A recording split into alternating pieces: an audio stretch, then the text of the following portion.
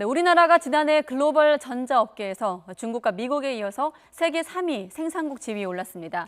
하지만 이 반도체 편중 현상이 심각해 이를 극복하는 것이 중요한 과제로 떠올랐는데 특히 일본 수출 규제 이후 외국 반도체 업체들의 추격이 속도를 내고 있습니다.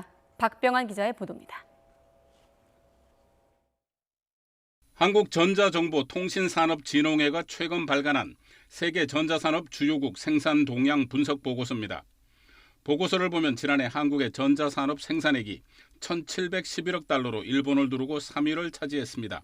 작년에 D램, 랜드 등 메모리 반도체 업황이 굉장히 좋았고요.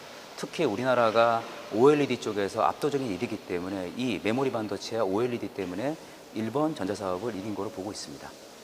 5년 전인 지난 2013년에 비하면 생산이 53.3% 늘어났고 최근 5년 동안 연평균 증가율이 9%에 달해 상위 20개국 가운데 베트남과 인도에 이어 세 번째로 높았습니다.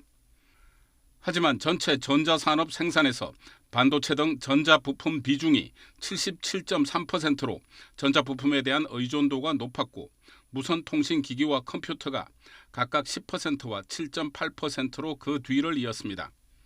경쟁국들이 전자부품과 무선통신기기, 컴퓨터 부문 사이 비중이 균형을 이루고 있는 반면 우리는 반도체 편중 현상으로 이를 극복하는 게 중요한 과제입니다. 특히 일본의 수출 규제 조치 이후 한국 반도체 업계가 주춤하는 사이 외국 경쟁사들의 추격이 만만치 않은 모습입니다. 세계 최대 파운드리 업체인 타이완의 TSMC가 최근 첨단 극자외선 EUV 공정에 대한 본격적인 투자에 나섰고 일본 도시바도 회사 이름까지 바꾸고 기업 공개를 추진하겠다고 발표했습니다. 이런 가운데 삼성전자는 오는 9월 도쿄 파운드리 포럼을 예정대로 진행하고 2030년 시스템 반도체 1위 목표를 차질 없이 추진해 나가겠다고 밝혔습니다. YTN 박병환입니다.